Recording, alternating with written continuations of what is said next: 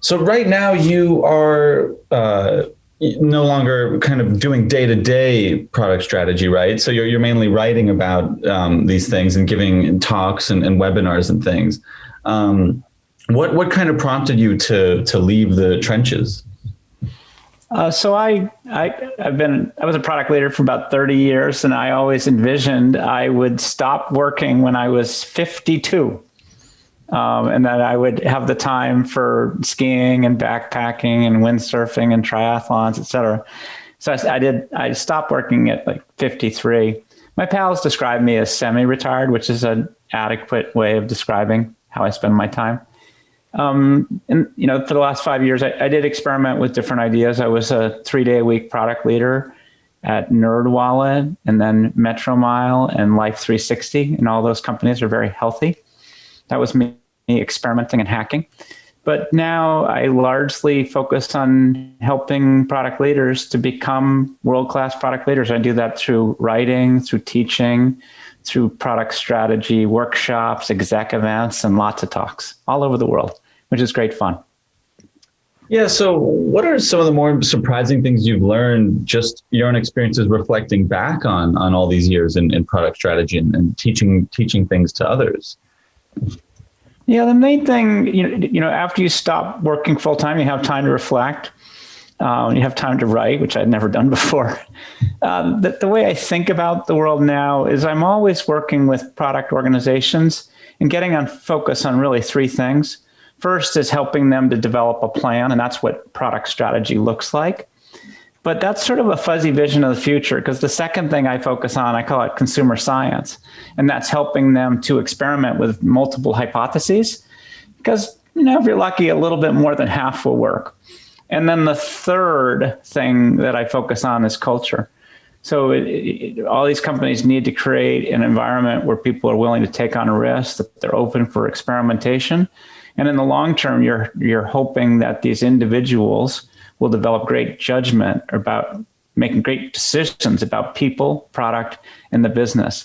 And it turns out culture has a really helpful way of making that happen. Most companies, as they get big, they put in processes and rules, and bright and talented people don't like process and rules.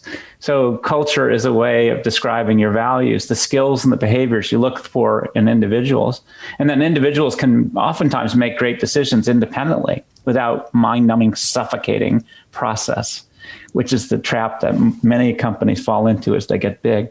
So my short answer is I'm always working with companies to help them develop the product strategy, the plan, to help engage in this consumer science and experimentation and high cadence experimentation, and then getting them to be thoughtful about culture and how it can help create a world-class organization. And I'd love to hear, more detail about your time with both Netflix and Chegg, and just kind of the changes that you made and what happened in each of those 10 years of those companies. Sure. So I started at Netflix in 2005. And then in 2010, I went on to my next startup, which is Chegg. Chegg is a textbook rental and homework help company that went public tail end of 2013. But both of those, they don't sound the same, but they're pretty similar for me. For me, they're both examples of what I love to do. I look for startups for the proof of concept that are ready to scale, and then I help scale them. I actually don't think of myself as a starter. I wasn't engaged in either of those companies at the very beginning. When I showed up, there was kind of a proof of concept. And Netflix, it was a transition from that starter team into the builder team as you scale. And really, what I help to do is provide a level of discipline. So one of the things that I realized when I joined Netflix, the average tenure in my role before I showed up was like 4 or 5 months. So I'm like, this must be a tough job.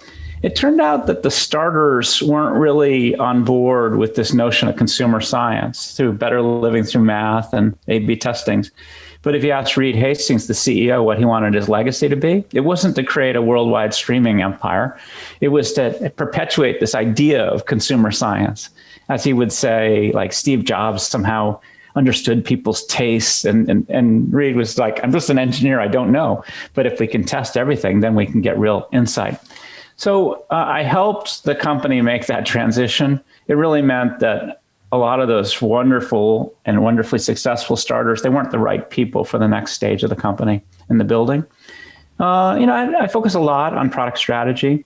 So, I focused on some, probably 8 high-level hypotheses, and 4 or 5 of them were right, and 3 or 4 of them were wrong. And that's just the way it works.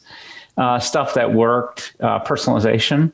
It's been a long and important journey for Netflix that helped improve retention. In the old days, it was a DVD by mail company.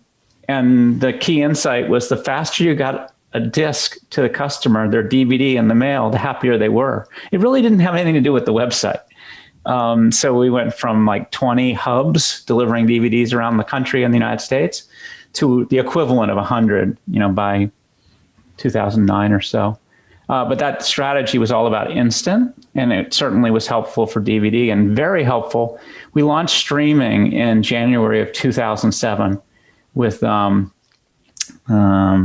it was like 300 steamy, that's what our customers call them, but that's code for something else. And really what I'm saying is they weren't very good, but that was enough for us to begin to learn about, what would work and what would not work. Let's see, some failed experiments. So I just told you personalization worked, instant worked. Failed, like if you were in Silicon Valley in 2005, because of the surge, the success of Facebook, everybody wanted to know what your social strategy was. And so we had one. And our theory was we would connect you with your friends on Netflix. You would get great movie ideas from your friends. And then you wouldn't want to leave because your friends were still there. And, in my language, I'm always looking for ways to delight customers in these hard to copy, margin enhancing ways. Margin just means make money. But the social strategy of this friends project, we delight you you could get great movie ideas from your friends.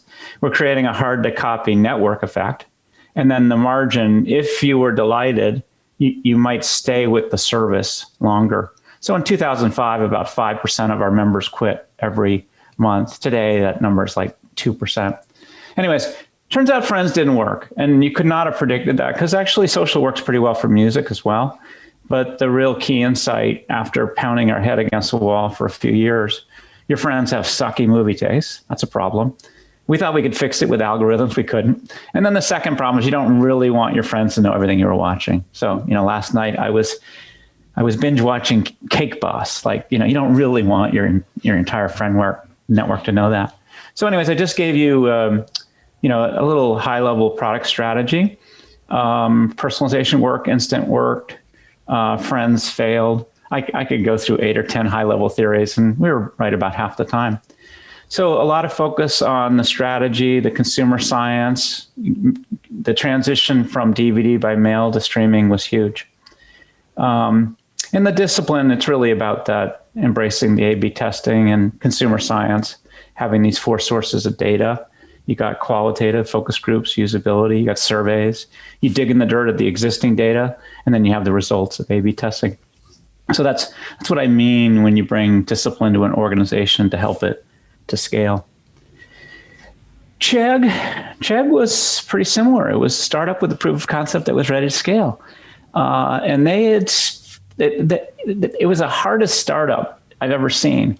They flailed for like 6 or 8 years before they even got around to VC funding. They started as sort of a Craigslist for students. Like if you wanted to buy a used couch from another student, it's not a good idea. But they arrived on this idea of textbook rental 2008, 2009. And when I joined them in 2010, I went to the San Jose State mailroom. It's 20 miles away from me in California. And it was just full of these big orange boxes. And so it was obvious that students were getting a lot of value renting textbooks instead of buying them.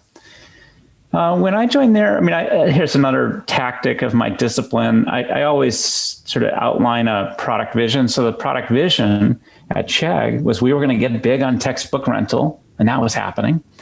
And then my fuzzy vision, 3, 4, or 5 years out, we were going to lead the next chapter of Chegg, which I naturally thought was going to be e-textbooks, right? It's very analogous to red envelopes and DVDs are going back and forth in the mail, and then at Netflix, and then they transitioned to streaming.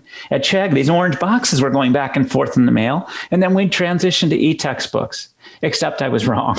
Okay. So if you look at the industry today, for a variety of reasons, e-textbooks still hasn't really started. So that left me scrambling. I recast the vision. We're going to get big on textbook rental. That happened. And then as a placeholder, I said, we're going to lead high margin digital services, which really doesn't mean anything, except we're going to get into digital. And we actually bought 6 companies in parallel. And 1 or 2 of them worked out. And the thing that worked was this concept of homework help. So today, Chegg has this, they call it Chegg Study. Students are paying about $15 a month for a variety of homework help.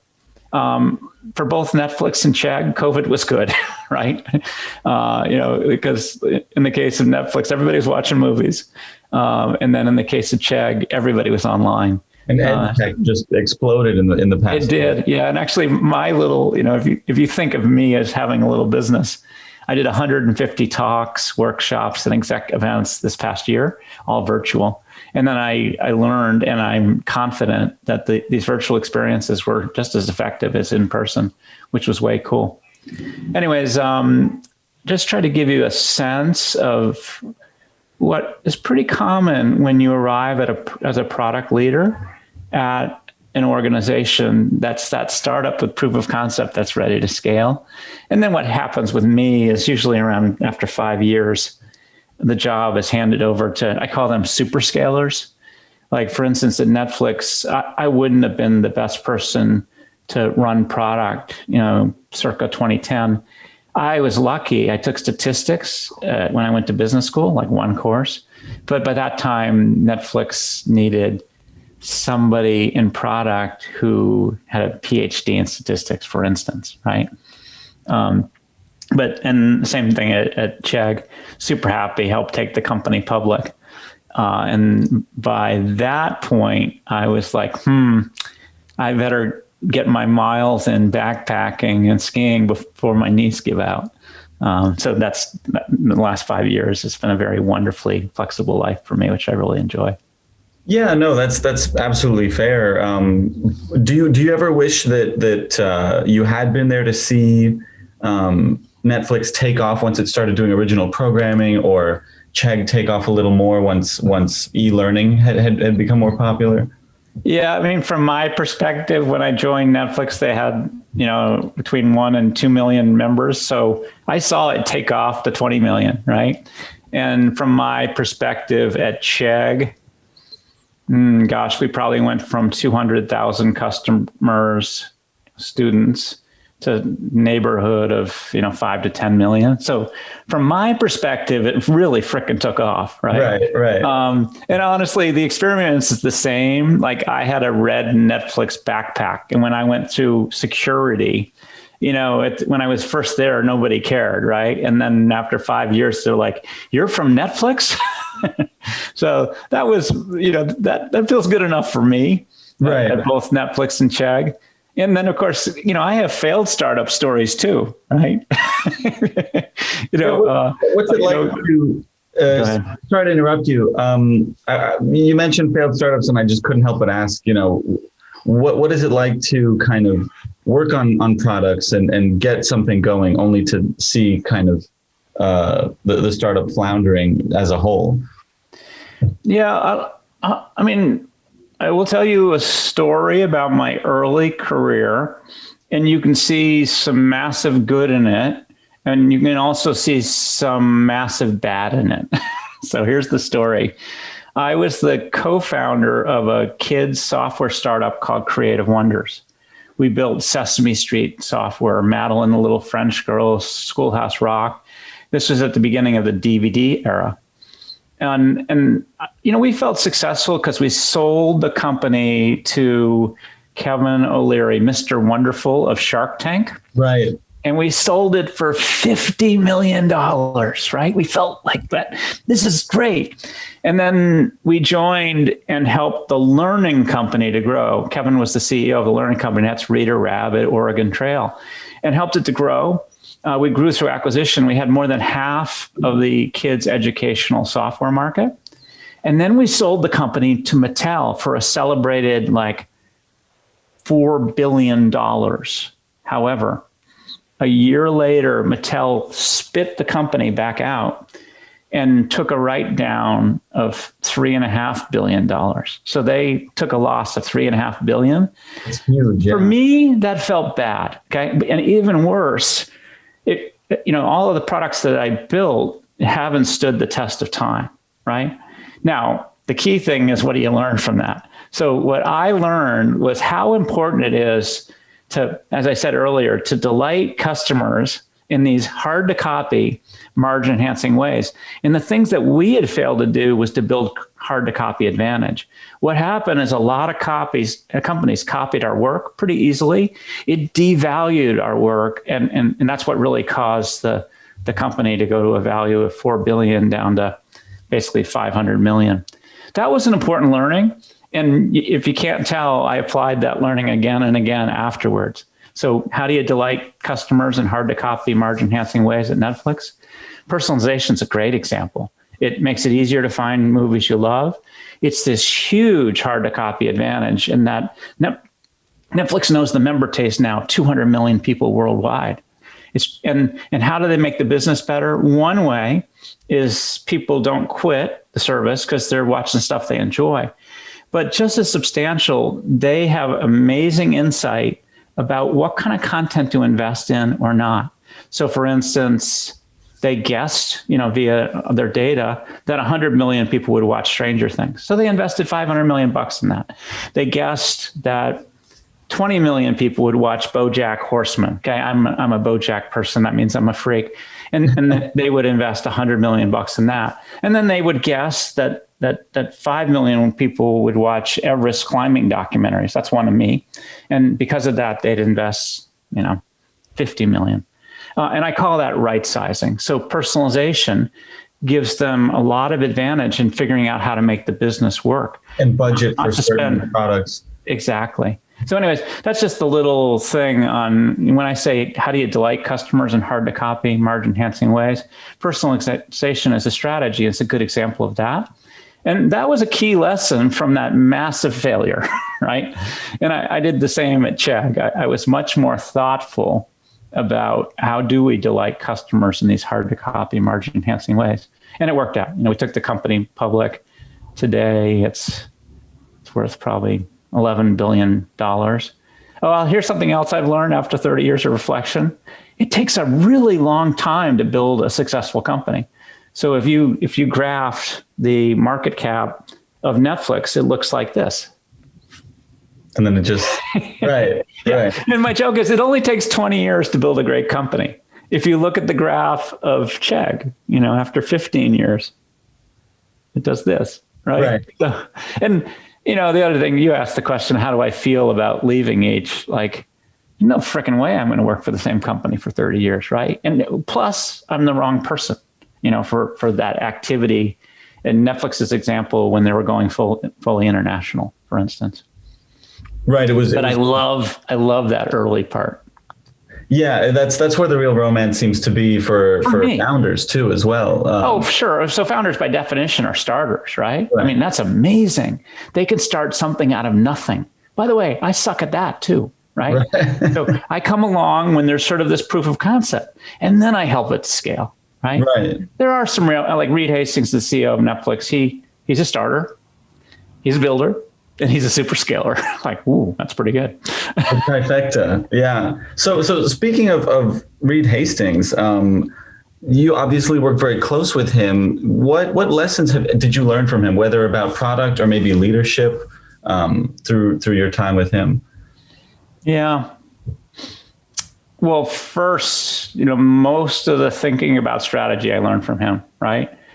This concept of consumer science and those 4 sources of data, whether it was qualitative, focus groups, surveys, existing data, A/B test results. I learned from him. The leadership. I'll just tell you a story. I don't know if you remember this, but the Bible at Netflix was the innovator's dilemma.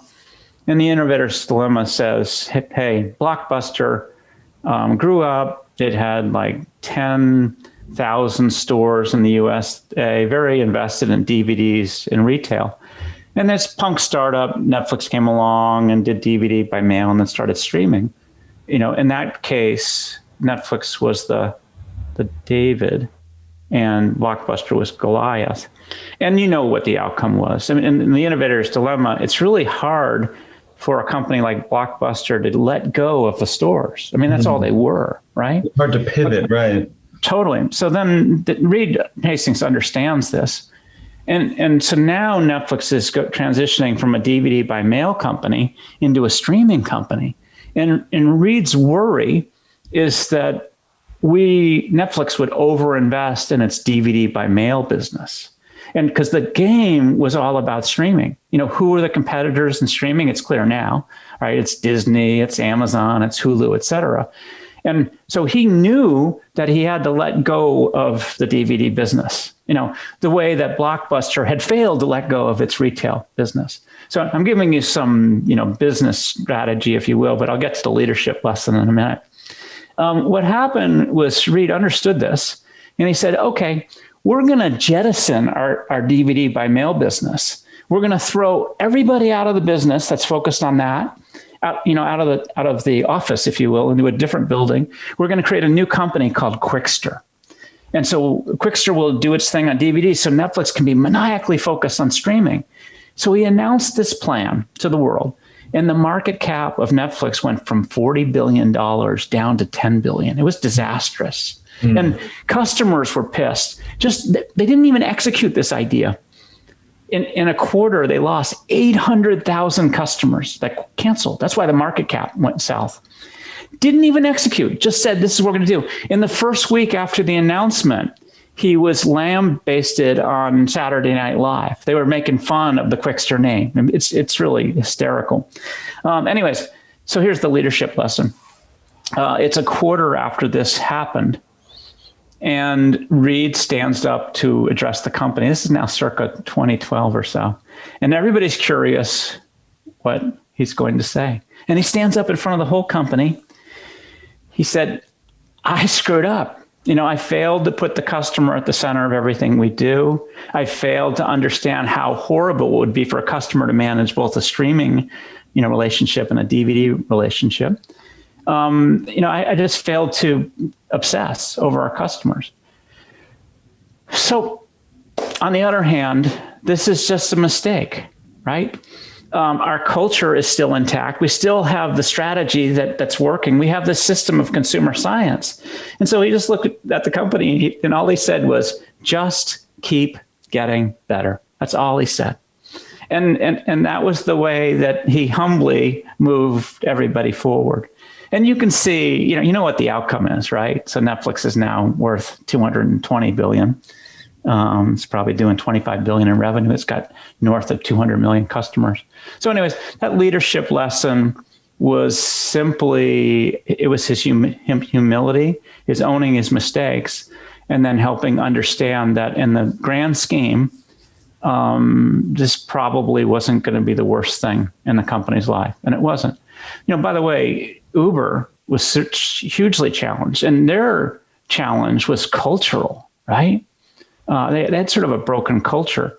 That kind of issue takes years to fix. Right. It's sort of in this case, as opposed to what happened. Yeah. All Reed had to do was say, well, we're not doing that plan anymore. The people are going to be back in the building. We don't have to separate them. We're just not going to overinvest in DVDs. And that business has just naturally gone away. Today, there's probably 500,000 customers in the United States that are still getting DVDs.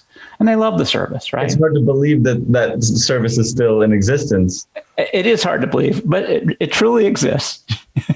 You can get any DVD you want. I don't know why you would want it. I mean, if I stereotype it, you know, Jeannie Dawes is 81 years old. She lives in Palo Alto. I think she's still a DVD customer. So, but I think she's also a streaming customer. So I think she actually uses my account. She's sort of a grandmother to me on the West Coast. Well, that kind of brings me to another kind of really important question about hard decisions and how to make them. It seems like that was obviously a tough one for Reed to swallow his pride and backtrack. But what hard decisions did you have to make? And I know you've written a little bit about frameworks for making those decisions, and I'd love to hear a story kind of relating to that. Yeah, sure. So that's like a favorite mistake. So our idea, we got big on DVDs, and then we're going to lead streaming, right? And we launched January 2007 with those 300 stinky titles. We got to 1,000, within the year. We learned a lot. But, and by the way, our proxy metric for streaming was the percentage of members that watched at least 15 minutes in a month. That was how we defined how well the streaming effort was going. We launched at 5%. By the end of the first year, we were at 20%. The biggest way to advance that metric was to let people watch movies and TV shows where they wanted. And they wanted to watch it on their TV screens. And so we would go knock on the door of the big game companies. The game companies were where people were connected to the television. So, hello, sorry, you guys are too small, don't want to work with you. Hello, PlayStation, sorry, you're too small, we don't want to work with you. By the way, Xbox was number 3. We were sort of hoping, well, they're the smallest. They've got the most to lose or to gain with us. Sorry, says Xbox, we don't want to work with you. So I'm like, oh, crap. So what we did was we built our own, I call it a magic box. It was called the Netflix player. And it was magic. We actually did some, I call it a painted door test on the site. And you put a button for the members saying, hey, for $80, we'll deliver this magic box. You can stream to your TV. And people would click on the button showing their purchase intent. We already had their credit card. And then we say, sorry, not available in your zip code, right? That's consumer science at work. So we knew our customers wanted this. And we knew it moved that proxy metric from 20 to maybe 40% the next year, right? Okay. So we built the magic box. We had like 100 engineers engaged in it, and it's 1 month before launch. This is sort of mid 2008 now. And Barry McCarthy, the CFO, he comes back from New York where all Wall Street and the investors are. And he's saying, this plan's not going to fly because everybody thinks we're getting into the hardware business. That wasn't our intent, by the way. We were just trying to prototype the future so we could prove to these other companies it would work. And then they also said, because hardware businesses are low margin, they suck, and we had no expertise. Apple's just amazing at getting stuff across the Pacific Ocean, et cetera. And, he just said the plan's not going to fly. And so this is with 1 month to go, we canceled the launch. Okay. So imagine you got 100 engineers, you've engaged in this for over a year. Imagine how people feel, right? Reed Hastings called me and said, hey, Gib, we're going to cancel the launch. Paul Escher was the product manager on this device. He worked for me. And he said, hey, Gib, should I visit Paul's house to let him, give him context for this? Or should I call him on the phone? And I said, call him on the phone. And because, at Netflix, everybody had enough context for how to think about these things. And so we called him, everything was fine. Anyways, what happened was we threw everybody out of the building. And this is the formation story for a company called Roku. So that's how the Roku box was born. Wow. And about 8 or 10 months later, Xbox finally said yes to us. Okay. And the second part of our thinking in not launching the box, we were trying to create a device ecosystem, a platform.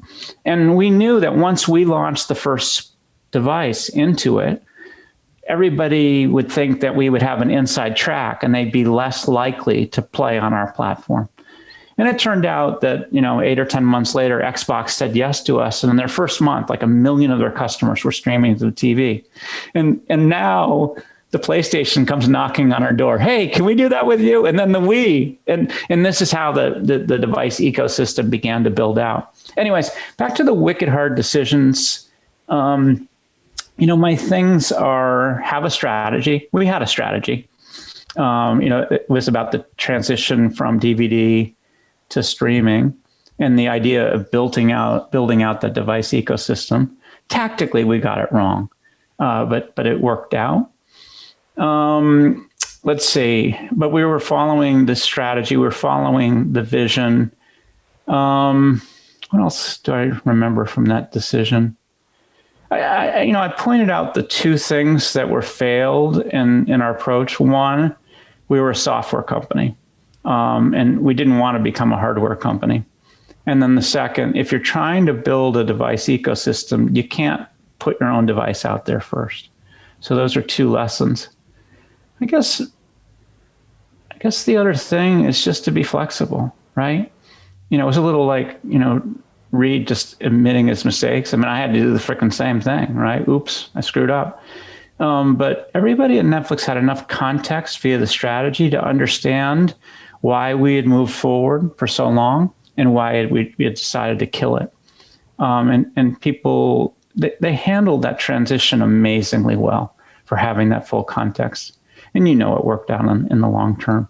Anyways, if you want to learn more about making wicked hard decisions, just do a search for wicked hard decisions, and you'll end up at an essay I wrote on Medium called 10 Tips for Making Wicked Hard Decisions.